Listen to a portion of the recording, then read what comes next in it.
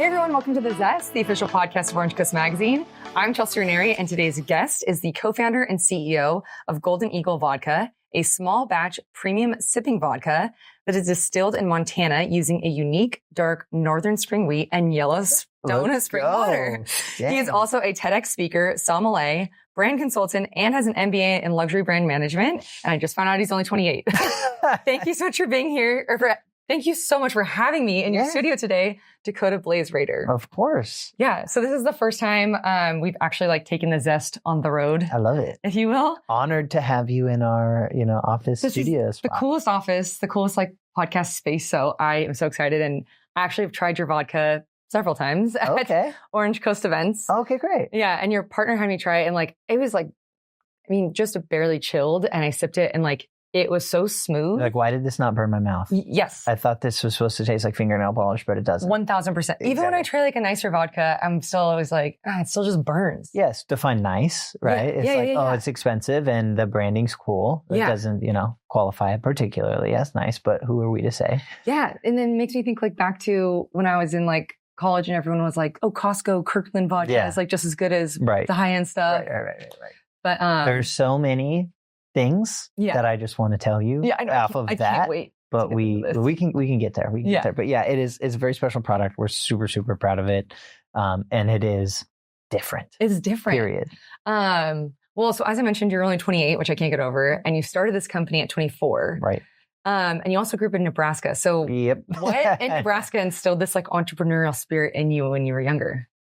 Have you ever been to Nebraska? No. Okay, cool. Well, don't go. There's no particular reason to. Nebraska is amazing. Mm-hmm. It's an amazing, amazing place to grow up. Small town vibes. Culture is very, very ridden in community. Mm-hmm. So it's all about people, right? Everything's about people. Every night, every weekend, it's barbecues and backyards and the lake. Idyllic. Yeah, exactly. It's that type of a vibe. My parents owned and operated a restaurant in small town Nebraska. So I was a byproduct of an entrepreneurial story. Yeah. So my parents both of them restaurant operators for 45 years. Wow. Happily retired now. So they're a big part. My dad was a big part of a Midwestern family restaurant chain called Perkins. If you ever spent time in the Midwest, it's like a fast casual 24/7 breakfast bakery type of a thing. Aww. So my parents met opening a restaurant in Spokane, Washington, one of those. And then they eventually got married, moved to South Dakota, closer to my parents' family, which was in Nebraska. That's where I was born. They opened 2 Perkins there and then moved to Nebraska and then another one there. So that's kind of my grow up story was break rooms at the restaurant, right? Every holiday dinner was served out of a to-go box in our, in our break room, right, at the restaurant. So picked up my first bus tub at 8 years old, started doing dishes and scrubbing, grills and cleaning freezers and doing all of the grunt work was just a part. It's just what I knew. It was just a part of it. So the work ethic piece was, if I take anything away from childhood, was I learned how to work. Yeah. Right? I started working at 8 at the parents' restaurant. 12 years old, I got my first W-2 job. What? Yeah, it's legal. It's completely legal. They're in agriculture. In Nebraska, there's ag jobs, so farming jobs that you can get as a kid. So I was maybe 11 actually when I got that first job. So it's a job called detasseling. So essentially, in order for us to pollinate corn, you walk up and down cornfields physically with your legs, up and down mile-long corn row straights, and pick the little flowery thing off the top of tassels with your hands. So did that from 11 to 18, which is, it's a seasonal job. So 90 days in the summer.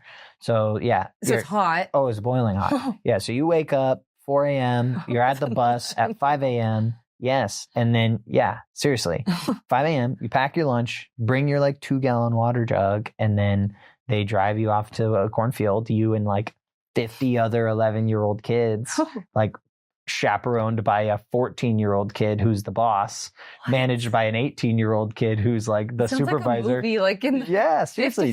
Seriously, I don't want to use the word it sounds like, but it is exactly like that. I'm telling you. So I've literally, for every summer, detasseled, right? Wow. So that was that in Nebraska. If you detasseled and you apply for a job at a restaurant or a retail store or something, and they see detasseling on your resume in Nebraska, they're like, you're hired. Whoa. Because there's like this really difficult thing to do, right? So wait, so you said you have 2 kids. I do. Would you have them do something like Absolutely. that? Shut up. Oh, so you loved it. 100%. Okay. I did it for 9 years or 7 years, 11 to 18. So that was like a unique part about the Nebraska upbringing that I don't talk about much, but that was we literally got paid $5.25 an hour to work in the boiling heat for 8 to 12 hours a day. And I did that every day, every summer from 11 to 18. Dang. Okay, you also mentioned like in your TEDx, which so cool you did that talk. So did you watch this? No, I just did a lot of research. Okay, I was like, how did you find that? Yeah. I love that. But you mentioned that you had a unique educational journey. Yeah. And like when I was like reading your educational journey, I was like, this is wild. So how does this math? Yeah. So you were 18 and then what happened?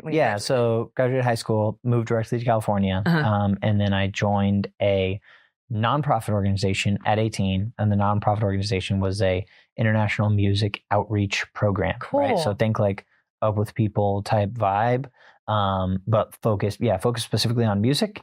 And the primary objective of the organization was to go and, do these outreach tours in international places to bridge the cultural gap, like introduce Western language and introduce leadership methods and empowering kids and doing all these things or whatever. So that organization created a college as part of that in 2015. So I was the first year to ever have this like get a college degree in parallel with doing that nonprofit experience. So I spent 3 or 4 years traveling, teaching students. So the vehicle or the thing that we were teaching was music, but the byproduct was obviously confidence and leadership and English and all of these things. Yeah. Right? So, but we did put on 3-day musical theater, like variety show type things. Oh, cool. Yeah. And so every single town, every 3 days, I was in a new town with a different set of kids teaching this like show, doing these workshops. So you're super into like music and like stuff? Yeah. Oh, wow. Yeah. Well, I'm retired now. Yeah. I was. Yeah. So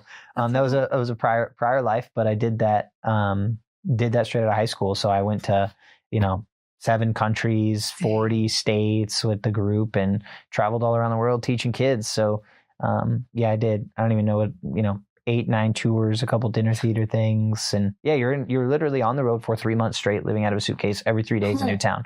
So every town is a couple hundred kids. Yeah. And then every 3 days you're in a new town. Yeah. It said in my research, you connected with more than 150,000 kids. Yeah. That's like what we determined based on the amount of tours I did and the amount of cities I went to, that was probably the number. What was your like major that you were getting at simultaneously? So it was the AA in performing arts. Mm-hmm. So that's where I got my AA, my first degree after I left the Young Americans. So that group unfortunately is no longer around. COVID kind of got in the way, shut that down. Obviously you can't travel and teach kids during a global pandemic.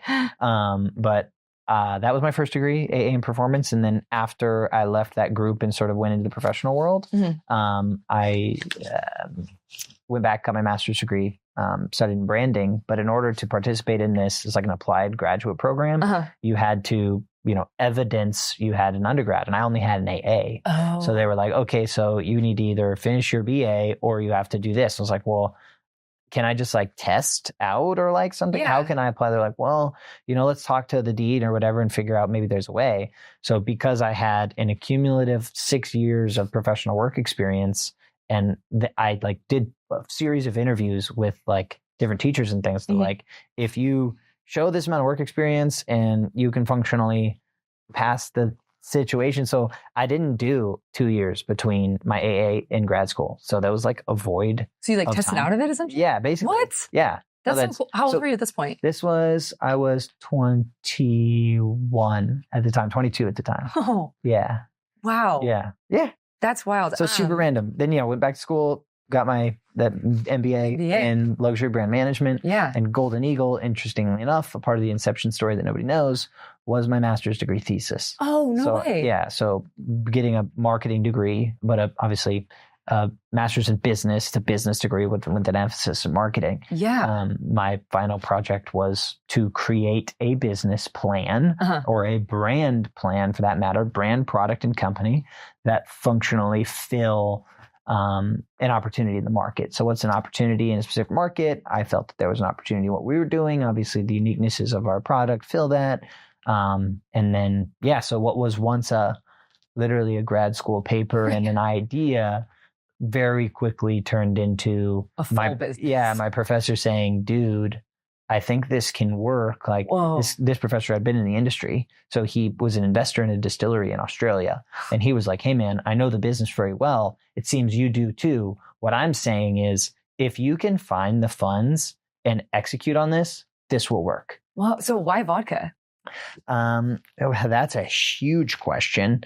I guess talk about the paper for a second and the industry opportunity. Vodka, I'm going to go deep. We're going to go there? Okay. So Prohibition, you're familiar with what Prohibition is. Okay, so post-Prohibition vodka, or Prohibition really, it ended in 1933. And when Prohibition ended, that's when the U.S. government started to curate and develop all the legislation that the industry operates by today. So there's a federal agency, if you will, called the TTB, the Tobacco Tax and Alcohol Trade Bureau, that governs how all alcohol and tobacco are taxed and produced. So they started creating all these laws back post 1933 because this was a booming industry, right? Wanted to develop it and all the things. Very fruitful economic situation. They're like, okay, we got to invest in this. And just like tequila has its definitions, it has to be made from blue agave in Jalisco to be tequila. It has to be from Champagne, France for it to qualify as champagne. If the grape is not picked in Champagne, then it's a Prosecco, right? So there's all of these definitions of spirits. Vodka, up until 2022, when I was writing this paper, vodka was defined as a neutral grain spirit required to be tasteless, odorless, neutral, and without distinctive character. So that was the definition. So in order to have... Doesn't that sound like appetizing? No. So in order for a vodka to be tasteless, odorless, neutral, and without character, what do you have to do to it? You have to start from a low, I don't want to use the word quality, but a low protein grain, if we're talking science, and distill it oftentimes many times. So the more times you distill it, you're removing the natural flavors of the grain you start with. So most vodka is made with corn or potato. So if you're going to distill corn or potato 6 times, what are you doing? You're removing all of the things to eventually get it to taste like neutral, which neutral to the civilian mind thinks tastes like ethanol. Yeah, literally. Right? Okay, so since Prohibition, vodka had to be this. When I was writing this paper in 2021, I was writing in 2022, it happened. So I first wrote an entire paper for like 3 months in 2021, and I threw the entire thing out the window, crazy whiskey project thing that I was working on, till I stumbled on this fact on the internet that the definition of vodka had just been redefined. I was like, what do you mean the vodka redefined? I didn't even know vodka was defined. So I looked it up and okay, sure enough, vodka's always had to be tasteless, odorless, neutral, without character. Then the TTB, who is like the people who govern how spirits are defined, redefine vodka, allowing it to have character, natural flavor expression from these grains. And I was like, okay, so if vodka was never allowed to have character and all vodka tastes like ethanol to me, I'm a whiskey guy. I love bourbon. I love whiskey. I love wine. I love unique spirits, tequila, mezcal. Give me the fun things. Yeah. Vodka can go away was my mentality. Then I was like, okay, if vodka can never have character, but now it can. Okay, so that explains why I don't like vodka. But if now it can have character, is there an opportunity here? With vodka's redefinition, how can we introduce character? Was the entire concept. So why vodka? Ultimately, because we felt there was an opportunity. From a outside brand perspective, you say why vodka? We say because we didn't like it. So we wanted to make something that we can. And that's not to say that there's not amazing products out there that we totally love and admire. Mostly their companies and what they've done. But we can, we very much felt that vodka needed a facelift, if you could, right? It's like, I don't know how to say that in a relatable way, without being demeaning to brands or whatever, but we wanted to create something that was just different, that filled the current modern day consumer's desire for authentic, quality, uninfused, unadditive, like no additives, no infusions, no secrets, very simple. We distill it less to leave the natural flavor in. While everybody else distills to remove what the product, the grain tastes like, we distill it once. Yeah. Because we want to leave the natural flavor and expression. So when you're like, I sipped it and it was like super smooth. Yeah. It's because you weren't tasting ethanol. What you were tasting was the grain we started with. So it's a really unique grain that we start with as like, why vodka? How do we make it? Identified this very unique wheat commodity that is the highest protein wheat in the world. So it's a sub-variety of the hard red spring wheat class called Dark Northern, specifically grown in Montana. So basically how this happened was when I was like, okay, how do we introduce character to the space? Yeah. If we're going to introduce character to vodka, how do we do that? Well, why didn't vodka have character? Oh, neutral grains. So we need rich grains. Where do we find rich grains? Okay, let's start studying grains. So I literally was studying all of the different wheat classes: hard wheat, white wheat, winter wheat, red wheat, this wheat. That was like 6 major classes, but then there's sub-varieties under all of the classes. So it's like wine, right? Yeah. Cabernet, Chardonnay, Pinot Gris, all of these different varieties. Wheat is the same, but the top level wheat are called wheat classes, and then there's sub-varieties of those. It's like, okay, well, what's the most protein-rich wheat class? Why did you want a protein-rich one? The more protein equals the more flavor. Oh. So corn and potato don't have any protein content. So what do you end up with? Like a product that has no residual flavor. So the richest flavors come from more protein-dense grains. So like the most flavorful vodka that I can think of on the market that I think is really special, any of the like offline Belvedere products that are super niche, that are like this crazy rye product from, I mean, they're just not as common. Yeah. Right? They're like they're niche kind of spirits that they produce. Ryes, like eclectic wheat varieties from Europe and different things like this. All of those eclectic wheats or more protein dense grains like ryes and wheats produce a more flavorful vodka naturally. And in my mind, I like whiskey. Whiskey has flavor. Flavor to me, I drink whiskey. I'm like, this doesn't burn. It's delicious, right? So when I take a shot of vodka, I'm like, oh, this burns. Yeah. So I think the burn thing, yes, if it's 80 plus proof of straight alcohol, it burns, right? We all know that. But at the same time, to me, the more flavor that is present in the product, the less the consumer believes that it burns. Is this 80 proof or is that? Yep, 40% alcohol, 80 proof. So it is a standard vodka proof. But if you, I mean, I didn't burn. That's the crazy part. Is the product sells itself. So of course, getting to people like, isn't alcohol so saturated? Yes, the answer is yes. The alcohol space is saturated with hundreds and hundreds, if not thousands and thousands and thousands of brands that are introducing similar products in a different label. That's just what it is. It's the same tequila, different label, same vodka, different label, same different label, right? Our goal was truly to bring a product to market where we could say, here's a glass of insert brand, here's a glass of Golden Eagle, smell it. Oh my goodness. It's wild. It's wild. Well, okay, I have one dumb question before I have a serious question, but my dumb question is, in college, people were like, which one? Hypothetically, if you took a Brita filter, you could distill like bad vodka into good vodka. Yeah. No, you can't do that. Well, okay, so a Brita filter is composed of, it's like a carbon filter, right? Okay. So you put vodka or any alcohol through an active carbon filter, you're removing additional impurities. You're filtered just like water, right? Okay. Like I drink my water pre-Brita filter and I drink it post-Brita filter. It evidently tastes different. Right. So it's doing the exact same thing to the exact same liquid composition. It's just impacting the flavor, removing what would be some of that ethanol flavor that you're tasting. So yeah, heck yeah. Any spirit, go ahead, grab a handle of Tito's and rip it through a Brita filter. It will taste different. Okay. So will Golden Eagle. So will insert Mezcal brand. All right. Well, so, shout out to the frat boys at Chapman. For teaching us something.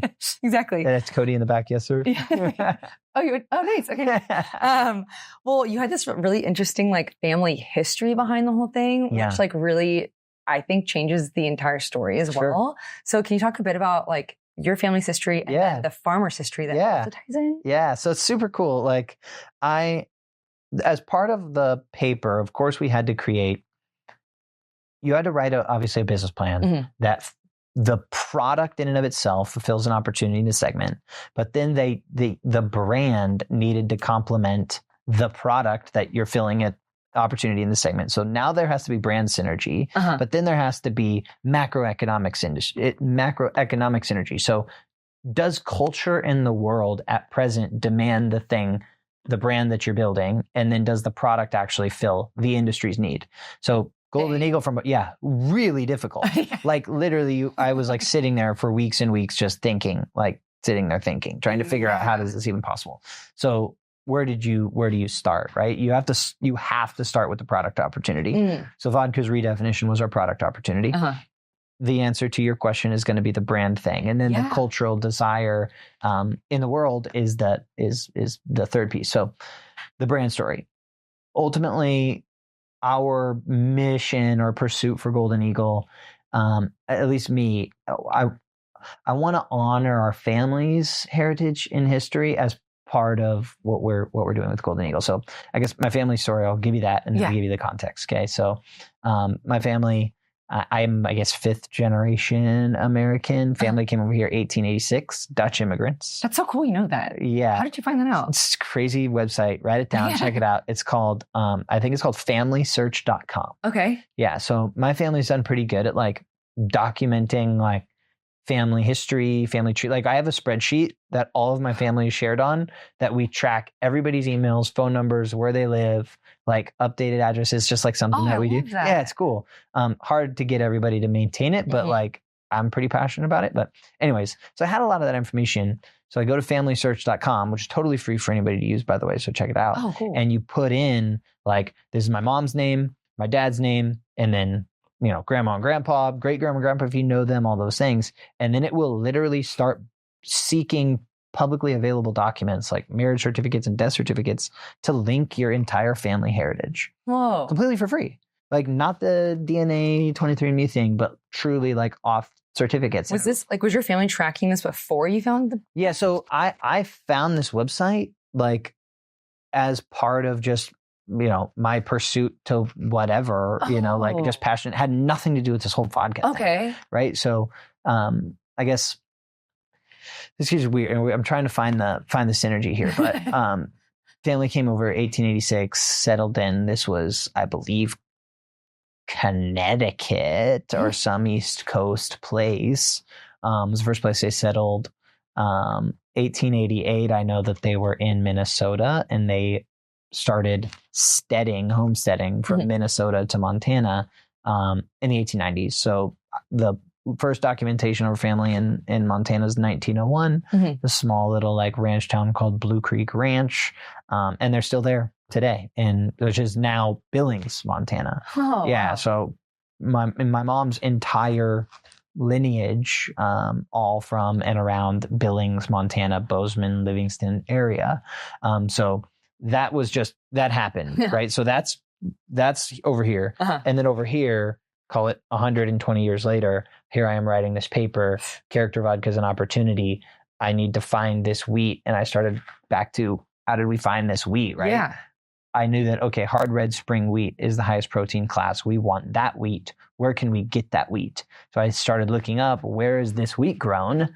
And sure as shit, Montana is where this wheat is grown. So I'm like, okay, wait. Wow. So there's the synergy. There's the link. I was like, okay, so now I have this opportunity to sort of pay homage and honor my family's American dream story with coming over in 1886, settling in Montana in 1901, and then obviously studying what is now my family's sort of legacy and history with bringing this brand that in our mind is just a tribute to the American dream, right? Which is also what the TED Talk was about, is this country gives you the opportunity to write your story. Here's a paper and a pen, go. Yeah. Right. And that to me this is a reflection of their story, right? That was their American dream. 1886, they came over here because of this crazy promise that somewhere on the other side of the sea is this land called America.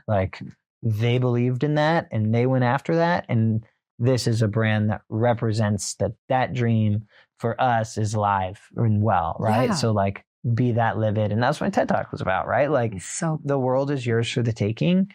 Take it. if you don't take it, it's your choice not to take it.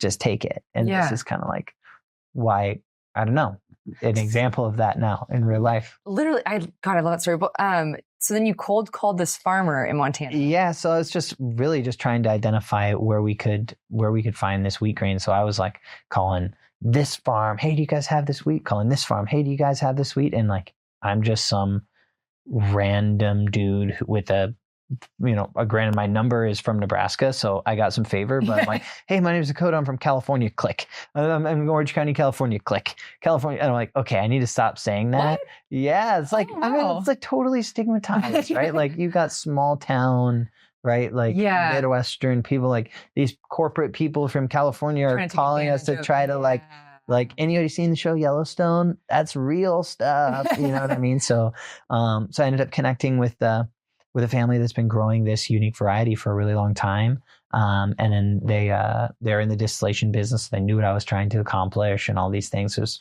really cool. And did you tell them like your family history? You're like, I have ties. Yeah. I was like, well, yeah, that's what was pretty cool. Is like their family similarly has been, in Montana for 120 years as well. Different part of Montana, really.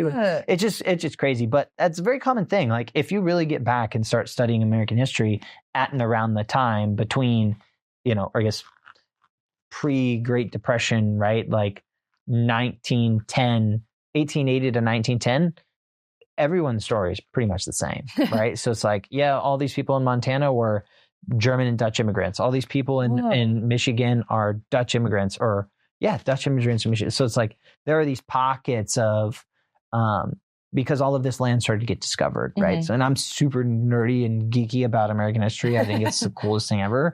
So yeah, but when you start to track it, you're now I'm going to go look and be like, what can we come up with my family's brand? I mean, at the end of the day, America is a melting pot of a bunch of immigrants. That's what it is. This is a country founded by immigrants, designed by immigrants, ran by immigrants. That's what it is. That's what it always has been. I love that. Right. So how do you preserve and protect the fabric of the opportunity land, right? It was opportunity then, it's opportunity now, it will forever be opportunity in the future. And doesn't matter what it is, red, white, black, brown, whatever preferences, beliefs of the individuals, like of all walks of life, people who want it will take it. Yeah. Right? The most successful people, you talk to anybody it is, anybody, creed, color, they will tell you that anybody who's in a position of success or authority, they'll be like, yeah, I back that statement 100%.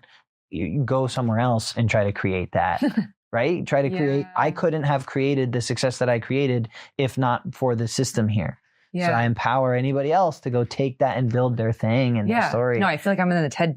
I'm like, all charged up now. That's what I'm telling you. I'm like, you remember when we're like, we're going to go through 15 questions in 45 minutes. Yeah, it's been 30 and we've gone through one question. Okay, well, now I want to get into, so when I met your partner at the Orange Coast event, he was talking about like the differences in vodkas today. We talked about the ethanol aspect of it. Yeah. But like, what sets Golden Eagle apart besides like the taste and stuff? Like, and what are some less known facts or little known facts about vodkas today?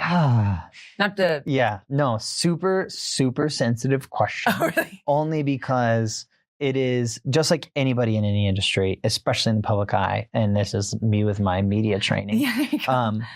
So yes, lots of things that when you get into the producer supplier side of the business, you start to know what brands are made where, what products are made where, and you become privy to a lot of that information that maybe you should or should not be privy to based on all of the things, exposure, trust, social dynamics, all those things. So there's a ton of awesome tea that I would love to share, but can't. Well, it's not that I can't, it's that I choose not to. Right? It's like, I want to, let me just give you an example. Okay. And I'll tell you why is Golden Eagle special is really simple. Okay. Right? We don't cut any corners. And our goal is to just give a product that is the best product that we believe can be made. Yeah. No matter the price. Yeah. Right? Well, insert brand might cost them $1 to make Golden Eagle. It costs us 10 times that. Right. And we're not making the money other vodka brands are on product because we simply are investing in every aspect of the product, the juice, the grain, the distillation, the process, the glass, the label, everything where this is, as good as we believe we can get it based on all of the facts. Of course, you can get costs down at scale, right? But at the end of the day, for us, we don't want to cut corners. We want to be able to stand by, we believe this is the best product we can make. And hopefully the modern day consumer aligns with that transparency. Yeah. And I think everybody does. It's like, what do you want to know? Yeah, no. Well, why does it taste like that? Because we distill it once. Yeah. Okay. Well, what else about that? Well, fermentation, we do it 6 times longer because we want to preserve flavor instead of remove the flavor. So everything we do, we're in the business of presenting a product that showcases the grain we start with. Well, everyone else want to, oh no, let's give them this. Yeah. It doesn't matter the grain we start with. Don't ask about that part. Don't ask about that part either. And also don't ask about that part.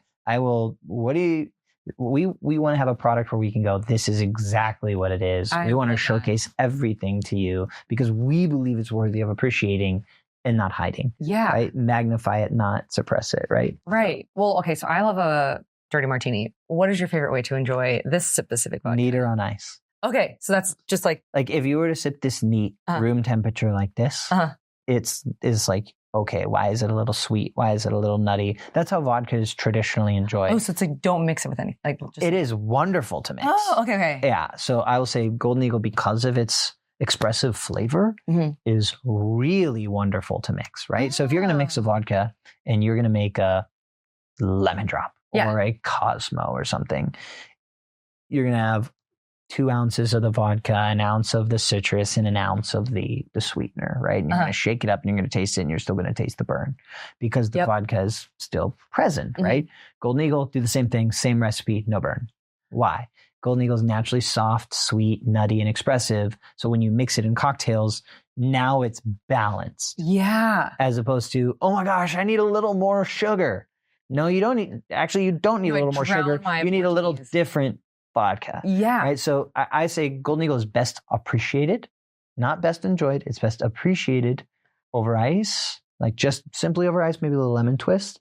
I like to throw it in the freezer, right? Put a bottle in the middle of the table. You're having friends over, cheese and crackers, charcuterie. Everybody gets a small glass, and we're just taking like half mini shots of vodka. Yeah. That's how Eastern Europeans drink it.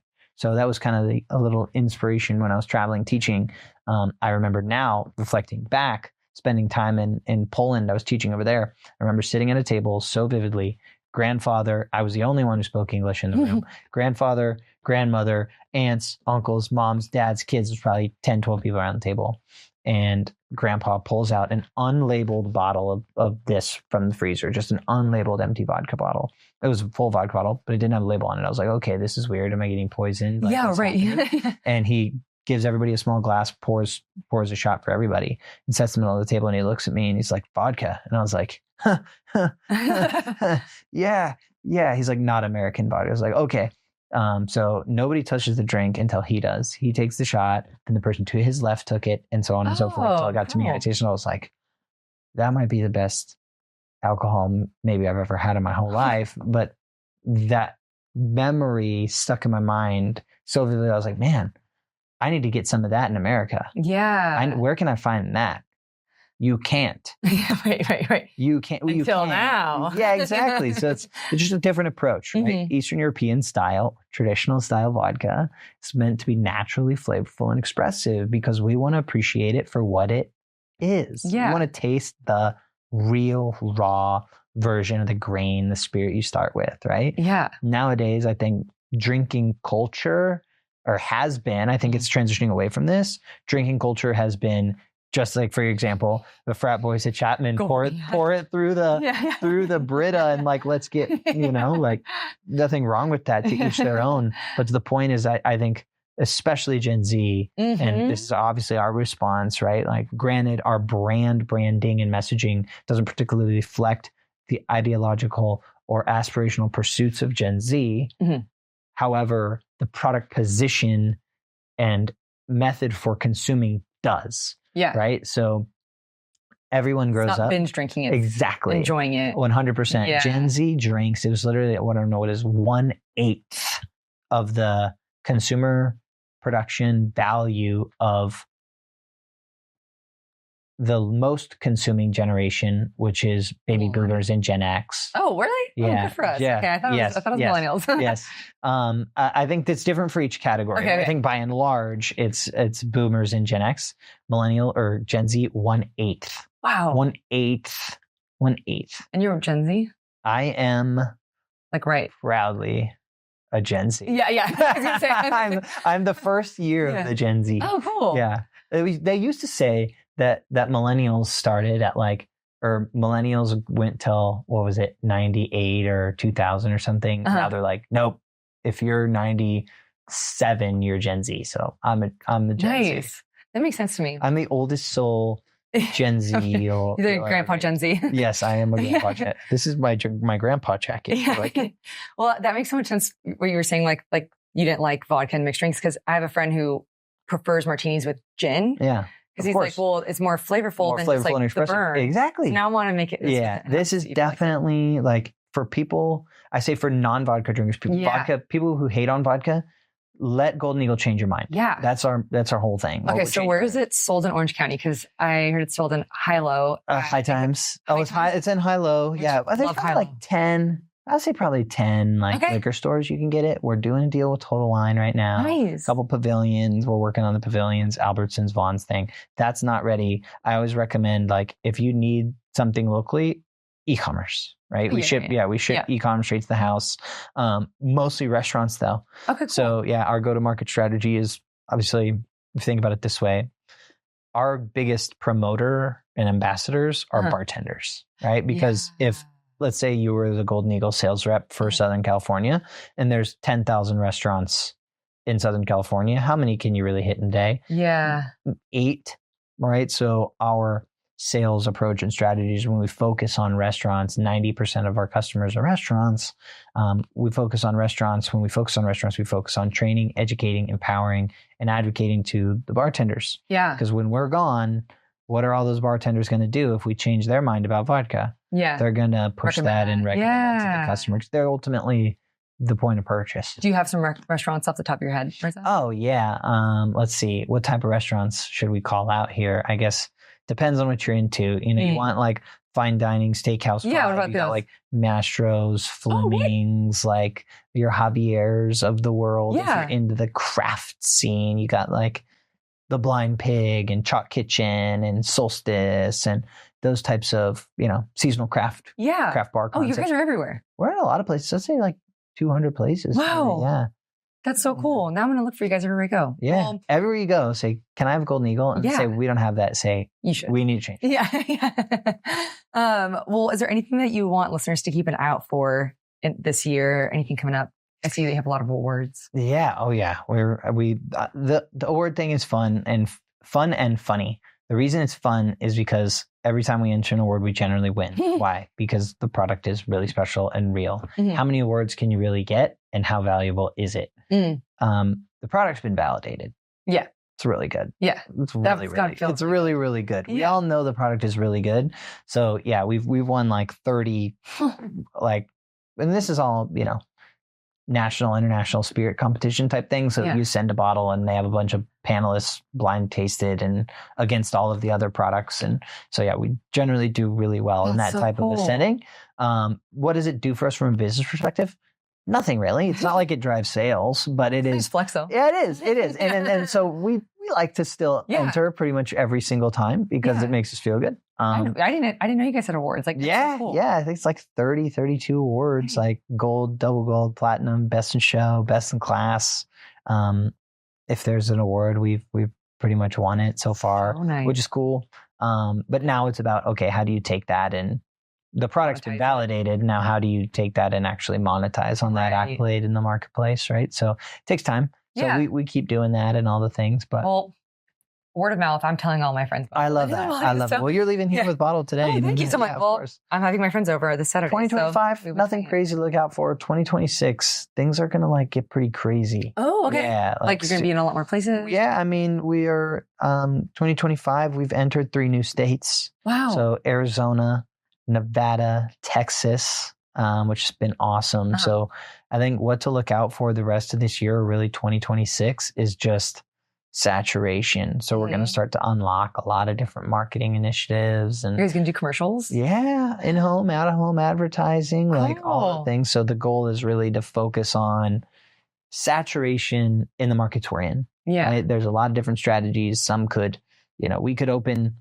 like, let's say you had X amount of dollars, you could open 3 more states, or you could double down on the states you're in. So we're really focusing on going deep before we go wide. Yeah, that makes sense. So, so just more of us, I guess. Yeah, and which I love, because I want you guys to be everywhere. But we're coming to the end of our time. But before I take off, we have 3 final questions that I call the Thoughtful 3. So first, in your TEDx talk, you shared 3 key principles on how to break free from traditional constraints. Sure. What are they? Yeah, that's a huge question. I literally had to watch the TED Talk before this because I did that like 4 or 5 years ago. So I was like, oh no, what did I talk about? And I remember the 3 things that, after watching the video, the 3 things that I talked about in that video was really let me say this. The reason I did the TED Talk.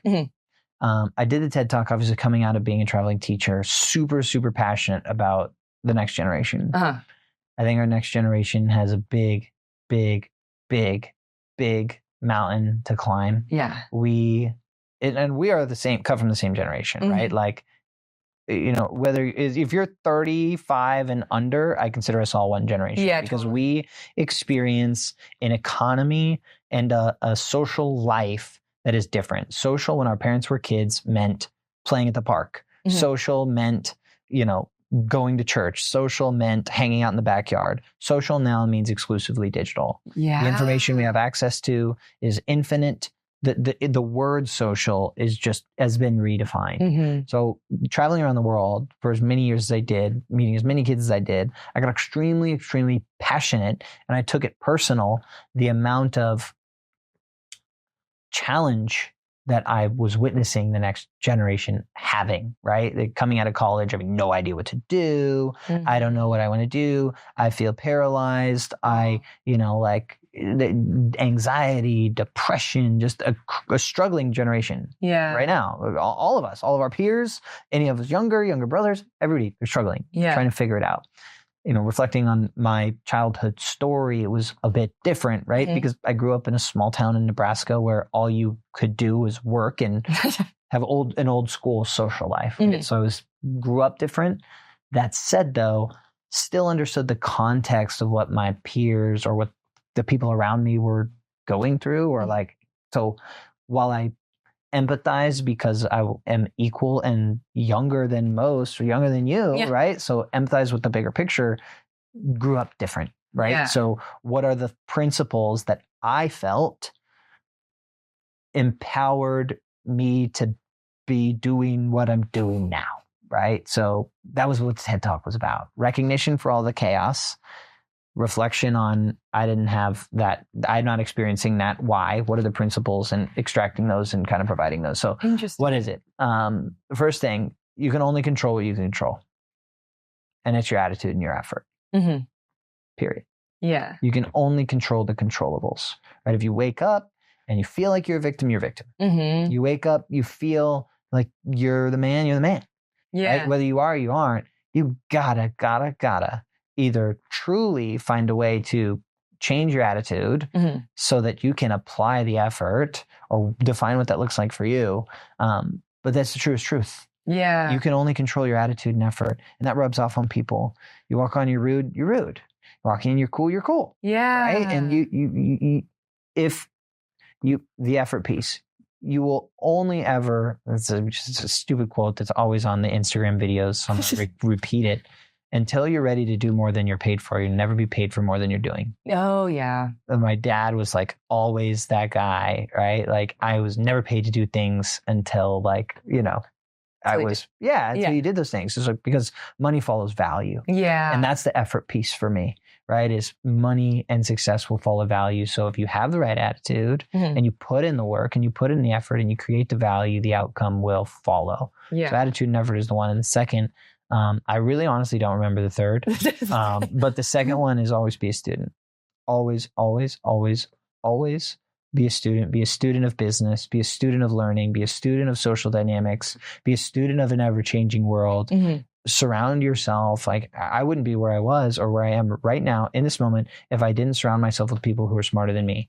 And when I absorbed all of the things from those people, I hug those people and I tell them, I love you, you're staying in my life, but I'm going to go find more people because I got all I needed from you for where I am at this moment. Mentorship is the most powerful thing because it can accelerate and multiply time. And what I mean by that is if Steve, who is this mentor of mine, is 60 years old and is fundraised billions of dollars in businesses and done all these incredible things, I need to talk to Steve and I need to say, Steve, you've lived 60 successful years. Teach me everything that you've done, failed, messed up, had challenges. Give me all that information. Now I'm equipped with that information that you did. Now I just gained 60 years from Steve. Now I'm 88 years old from a wisdom and knowledge perspective. People are afraid because their ego is in the way to go, you know more than me. Can I learn it? Yeah. If you went up to the most successful person you know, right? It doesn't matter. Even if you don't know many people, find the most successful person that you know or somebody that's doing something that you want to be doing. Go up to them and say, I don't know what you know, but these are the things I don't know and I want to know those things. And I'm going to invest. Well, it doesn't matter what it is. If it's coffee once a week for the next 8 weeks, I don't care what it is. But if that person hears you say, I would like you to guide me, lead me, teach me, educate me, and insert topic here, that person will be fueled, empowered, impassioned, and be motivated to teach and educate you. Yeah. They'll be, oh my goodness, because now they have purpose. Yeah. Their experiences now become a gift to you. You would be amazed at if you could let go of the ego for 42 seconds and say, what I want to learn, I want to know that thing. Yeah. And started thinking about yourself and your problems and your issues and your shortcomings and constantly comparing yourself to the people around you for 2 seconds and went and looked for that information in people and humbly chose to be a student of insert whatever practice and topic, how fast you will rise. Yeah. How fast you will rise because people lift people. What are you going to sit on ChatGPT and fuel your information with words all day long? There's zero application. Yeah. No, watch YouTube videos. That's fine. Do it. There's value in that. And if you can, unless you can't apply it, right? Can you apply YouTube? Maybe, but if you sit down and say, dear Steve, you know more than me. I'm trying to solve this problem. You know things. Help me solve it. Or I'm trying to build this. Help me build it. I'm trying to raise this money. Help me raise it. You won't build community. You won't have resources. Yeah. Right? It's not about this. It's not about what you know. It's about who you know. Yeah, it is. It absolutely is about what you know. It's not about who you know matters. Right. But you could be connected to the wealthiest people in the entire world and be poor as hell because you have no idea how to, you know all these people, but you're just a dud. If you have no value, right? Yeah. Like, you're not taking advantage It of is about what you know. Yeah. It is totally about what you know because if you're a billionaire and I want to associate you with your friend, but we can't hold a conversation because I'm not interesting. Yeah. It is absolutely about what I know. Right. Because if you are, I know these people. Kay, can you sit and have a bonfire with that guy and have him not think you're a weirdo because he wants to talk about economics and you want to talk about how sad you are. He wants to talk about building this business and you want to talk about your friend poorly. Yeah. What? Right. He wants to talk about ideas. You want to talk about people. Yeah. It's totally about what you know. Yeah. Ooh, those are good tips. Well, what advice do you have for people when they find themselves outside of their comfort zone, which is kind of something you're touching on? Find yourself outside of your comfort zone. Get used to it. That's it. Yeah. Do it more. Yeah. Do it more. I love that. Just do it more. Right? Yeah. If you're not growing, you're dying. And if you're not uncomfortable, you're not growing.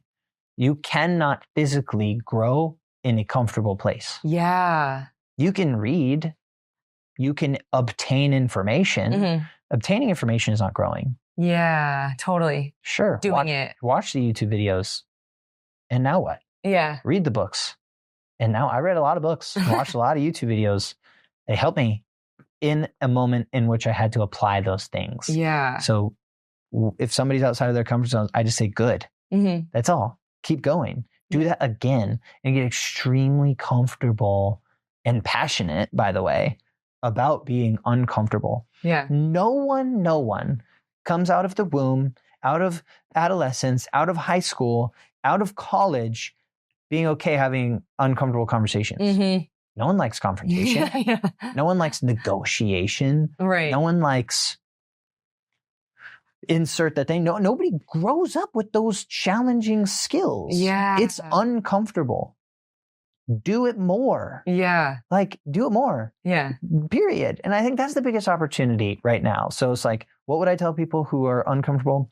Number one, do it more, get used to being uncomfortable. But what I would tell specifically our generation, and when I say our, I mean, if you are in high school, in college, coming out, trying to figure out what to do, and you are operating in this day and age at our fingertips, social media, all this stuff, man, the opportunity right now is unbelievable if you can be just a little bit comfortable with uncomfortability. Yeah. Like if you can get a little bit comfortable putting yourself in that negotiation or being bold about that thing or having uncomfortable conversations, learning how to hold people accountable. You know how fun it is to be like, hey man, you totally missed your mark. You suck.